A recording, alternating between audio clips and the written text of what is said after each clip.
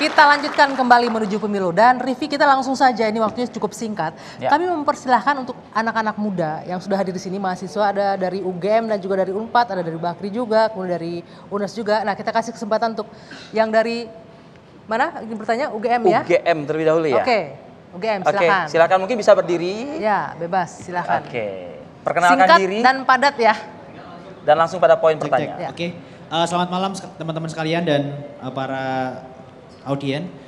Sangat terhormat rasanya bisa berjumpa dengan Cak Imin dan Prof Mahfud. Yang saya rasa wujud keberanian, wujud jati diri seorang kesatria yang berkenan untuk bertemu dengan kita anak muda. Tepuk tangan buat mereka berdua.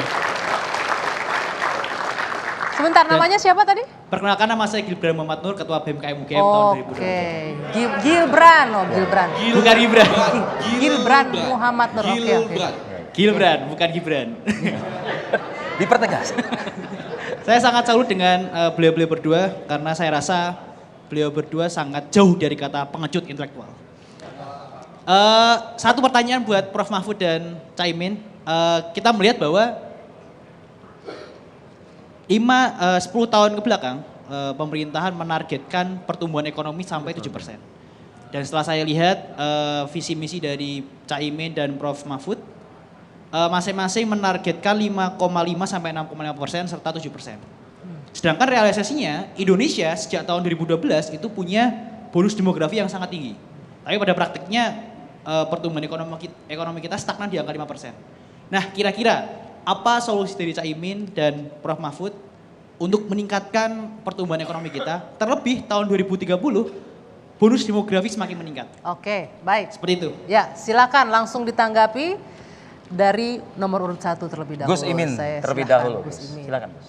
Bagaimana meningkatkan pertumbuhan Jadi yang ekonomi? pertama, investasi harus tumbuh dan terus-menerus dilayani dengan baik.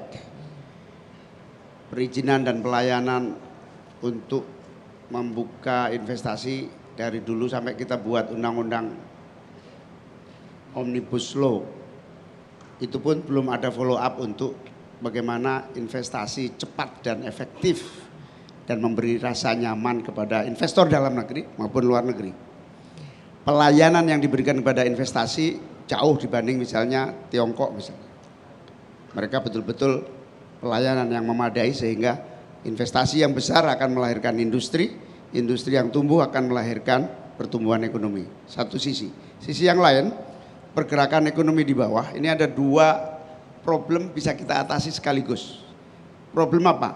Yang pertama problem pangan, kemandirian pangan kita, ketahanan pangan kita rendah, nggak ada pangan, ketergantungan pada impor. Di sisi yang lain pengangguran banyak. Kita harus bikin apa yang disebut sebagai proyek nasional kemandirian pangan. Di situ apa? Di situ petani dan seluruh stakeholdersnya kita bikin untung. Tidak usah mikir off taker dari tengkulak. Negara harus turun tangan menggantikan tengkulak menjadi off taker dari seluruh peran Bulog lah. Di sisi yang lain kalau petani untung maka kaum muda akan tertarik menjadi petani. Itu penyerapan tenaga kerja. Tapi dua sisi ini yang grassroots proyek negara, semua proyek-proyek yang dibiayai negara dan proyek-proyek yang tumbuh dari bisnis itu jadi satu kesatuan. Sehingga tumbuhlah ekonomi nasional kita dan pertumbuhan ekonomi akan tercapai. Baik. Tepuk tangan dong untuk Gus Imin. Silakan Prof Mahfud. Ya, uang kita itu sebenarnya banyak untuk sekedar membangun pertumbuhan ekonomi 7%. Sekurang-kurangnya begini, kalau data angka korupsi yang saya tangani selama ini itu bisa diambil atau dihindari atau dirampas lalu kembalikan ke rakyat, itu akan tumbuh dengan sendirinya. Oleh sebab itu UMKM itu harus terus dibina, diberi modal, dan dari mana modal itu kurangi, potong jalur-jalur korupsi itu, berikan ke bawah. Nah itu antara lain yang bisa dilakukan, karena itu yang kadangkala menghambat pertumbuhan juga. Itu aja. Oke, terima kasih Prof Mahfud. Silakan untuk penanya berikutnya. Baik, cek. Oke, selamat malam Bapak sekalian. Perkenalkan nama saya Muhammad Haikal Febriansyah, Ketua BEM Universitas Pajajaran. Saya dari Fakultas Pertanian. Ini menarik karena dari tadi bahasnya banyak tentang sumber daya alam. Ya walaupun Mas Gibran yang nggak hadir gitu ya, katanya Forum Anak Muda tapi nggak apa-apa. Ada Bapak dua ini, boleh tepuk tangan dulu buat Bapak dua ini. Pak, ini menarik Pak. Kita sebagai, katanya tadi ini anak-anak muda, banyak yang sandwich generation. Anak muda hari ini banyak yang bingung mau kerja apa, angka pengangguran tiap angkatan kerjanya terus bertambah. Tapi yang menarik adalah Pak, banyak orang-orang nih anak muda yang SMA-nya di desa, pergi merantau kuliah ke kota, tapi dia nggak bisa balik ke desa. Karena ketika dia mau memajukan desanya, harga pupuk mahal, beli pelet ikan mahal, ataupun bahkan hutan-hutan di sekitar rumahnya itu udah ditebang. Tapi akhirnya mereka pergi merantau kembali ke kota, tetapi di kota lapangan pekerjaan tidak pernah meningkat sebanding dengan angka pengangguran yang terus bertambah. Maka komitmen Bapak berdua yang hadir pada hari ini dan langkah apa yang ingin Bapak tawarkan agar anak muda punya kepastian masa depan, punya kepastian pekerjaan untuk Indonesia Emas yang katanya di 2045. Terima kasih. Oke, baik. Silakan. Kita persilakan ke Pak Mahfud terlebih dahulu untuk menanggapi, menjawab pertanyaan. Ya, Eka Febriansyah dari Universitas Pajajaran. Itu sama dengan saya loh. Saya tuh dulu dari desa, terus nggak mau pulang, tetap di kota. Karena di desa lapangan kerja yang cocok dengan ijazah saya tuh belum ada. Oleh sebab itu kita punya program untuk pendidikan di pedesaan itu dimajukan, lebih diratakan. Bahkan kalau sejauh menyangkut pendidikan, kita malah akan membangun di situ tempat-tempat pelatihan, kemudian istilah membangun dari pinggiran yang selama ini dipakai itu akan kita lanjutkan. Bahkan pelayanan kesehatan kita juga sudah memprogramkan agar orang desa juga tidak selalu terancam oleh penyakit yang kemudian dia tidak mampu berobat. Kita akan membangun satu desa, satu puskesmas, dan satu tenaga kesehatan, satu nakes. Itu. Oke, baik. Terima kasih. Sekarang kesempatan untuk Gus Imin memberikan jawabannya. Ya, desa ini kekuatannya dahsyat karena jumlah penduduknya besar, potensinya besar. Salah satu yang paling pokok adalah pertanian. Pertanian problemnya masih klasik, petani dengan keterbatasan lahan, petani dengan ketidakmampuan mengakses permodalan yang bersih, yang tidak memberatkan. Petani yang tidak mampu mengendalikan pasar yang dikuasai oleh tengkulak, dan ketidakadaan pupuk. Satu-satunya cara, begitu saya sama Mas Anies menang terpilih lantik, pertama kali yang kita lakukan adalah datangin pabrik pupuk supaya terus kita cek kebutuhan pupuk dan produksi pupuk dalam negeri memenuhi target. Yang kedua, kita punya keadaan yang nyata yang tadi saya sampaikan. Pangan kita ngeri, bahaya ini. Kita impor, nanti kalau negara yang lain nggak mau ngimpor, bagaimana nasib pangan kita? Mau tidak mau harus ada proyek besar yang ditangani pemerintah sebagai proyek kemandirian pangan.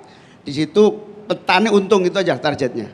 Kalau petani untung, maka petani tugasnya berproduksi, difasilitasi pupuk yang memadai. Kemudian soal off taker hasil pertanian, itu urusannya pemerintah. Pemerintah harus tanggung jawab. Caranya apa? Kita bisa fungsikan Bulog, kita bisa berdayakan BUMN untuk menjadi bagian dari off taker yang membangun ekosistem. Nah, kalau pertanian untung, salah satu problem pertanian kita sekarang adalah kekurangan tenaga kerja. Bayangkan, orang cari kerja tapi pertanian kekurangan tenaga kerja. Karena memang nggak untung. Kita bikin untung petani, maka kaum muda akan menjadi bisnismen agroindustri. Oke, luar biasa. Sekali lagi. Itu wajib hukumnya, biar para petani nggak ke kota semuanya. Oke, saatnya kita mungkin juga menyapa yang bergabung juga melalui daring atau online. Saya ingin kita ke kawasan Timur Indonesia dulu deh Timur kayaknya Tengah ya. gitu Oke, ya. Timur Indonesia. Dari Unhas ada Ahmad Fauzan, silakan. Singkat pertanyaannya Fauzan untuk Pak Mahfud dan juga Gus Imin. Baik, sebelumnya terima kasih. Perkenalkan, saya Ahmad Fauzan dari Badan Perwakilan Mahasiswa Universitas Hasanuddin. Terlebih dahulu, saya mengucapkan terima kasih atas undangan yang diberikan kepada kami. Dan perlu juga kami sampaikan bahwa saat ini kami sedang berada dalam masa pemilihan atau masa kongres, Pak. Kemudian saya juga ucapkan terima kasih kepada calon yang menyempatkan hadir saat ini karena telah bersedia untuk dibedah alam pikir dan gagasannya. Tapi saya merasa agak kecewa karena formasi calon yang hadir saat ini tidak lengkap. Tapi tak apa, tetap kita bisa jalankan. Untuk pertanyaan saya singkat, Pak, di sektor kehutanan, sektor kehutanan ini dulunya merupakan penyumbang devisa terbesar kedua setelah migas. Akan tetapi dari tahun ke tahun, sektor kehutanan ini mengalami degradasi dan deforestasi. Nah, pertanyaan saya kepada Bapak Muhaimin Iskandar dan Prof. Mahfud, apa solusi konkret dari Bapak selain reboisasi, revitalisasi, dan penghijauan yang dapat kita lihat bahwa tidak ada dampak signifikan yang ditimbulkan, hanya menghabiskan anggaran mungkin begitu. Mungkin itu dari saya. Sekian, Assalamualaikum warahmatullahi wabarakatuh. Waalaikumsalam warahmatullahi wabarakatuh. Terima kasih Fauzan dari Universitas Hasanuddin Makassar, Sulawesi Selatan. Gus Imin, kesempatan Anda untuk menanggapi pertama, silakan. Ya, hutan kita bukan hanya menjadi harapan ekonomi nasional kita atau solusi krisis iklim yang terjadi, tapi hutan kita diharapkan oleh tingkat global menjadi salah satu penyumbang oksigen terbesar di dunia. Bahkan pertemuan COP, pertemuan organisasi di bawah PBB menyangkut lingkungan hidup ini, memberi harapan dan siap memberi uang kepada Indonesia untuk menanamkan berbagai kerjasama yang diharapkan kontribusi oksigennya mengurangi panas global. Nah, sayangnya ini tidak dimanfaatkan dengan baik. Dana-dana yang dijanjikan Amerika, yang dijanjikan Kanada, yang dijanjikan Eropa, yang dijanjikan negara-negara besar agar kebutuhan oksigen global itu terjadi, kita bisa ambil sebetulnya. Ini kreativitas kita kurang. Maka salah satu menyelamatkan hutan kita, karena anggaran kita juga terbatas, uang untuk forestrasi, penghutanan kembali juga terbatas. Mau nggak mau kita harus libatkan tingkat global. Karena mereka juga menunggu, mereka cemas sekali dengan pemanasan global ini. Di COP yang di Inggris beberapa waktu yang lalu, bahkan komitmen untuk mengeluarkan dana besar, sayangnya kita belum follow up dengan baik. Di sisi yang lain, manajemen pengelolaan hutan. Ini kan gara-garanya lahan kita dikuasai oleh segelintir orang yang seenaknya gitu. Kita pingin, ini harus diambil alih. Kita ambil alih untuk satu tekad bahwa kita hutankan kembali, kita jadikan ekonomi yang melibatkan rakyat, adat dan seterusnya. Karena sentralisme itu aja, segelintir orang menguasai lahan, lahan itu ya nggak diurus. Oke, baik, terima kasih Gus Imin. Saya kasih kesempatan Prof. Mahfud. Ya, saya kira standar ya, bahwa yang harus kita lakukan itu adalah reboisasi, penghutanan kembali. Tetapi memang yang menarik dari itu, kenapa itu harus dilakukan dan kenapa itu menjadi penting? Karena sekarang itu HPH, distribusi HPH itu sungguh tidak merata. Sekelompok kecil orang tuh menguasai ratusan ribu atau jutaan hektar gitu, dan pertanggungjawabannya tidak jelas dan tampak kolutif, karena ini tampak ini kok hanya perusahaan tertentu yang dapat, yang sana berusaha tidak dapat ya, yang satunya lagi susah gitu. Sehingga yang harus kita lakukan pertama nanti untuk bidang kehutanan itu penataan kembali. Penataan kembali HPH. Ya, hak pengelolaan hutan itu harus ditata kembali, diratakan dan diperiksa kembali apakah syarat-syarat yang diperlukan untuk itu sudah dipenuhi selama ini. Itu aja. Oke, baik. Tepuk tangan untuk Prof. Mahfud. Kita akan lanjutkan 2 penanya lagi, tapi kita harus jeda sejenak menuju pemilu kembali saat lagi.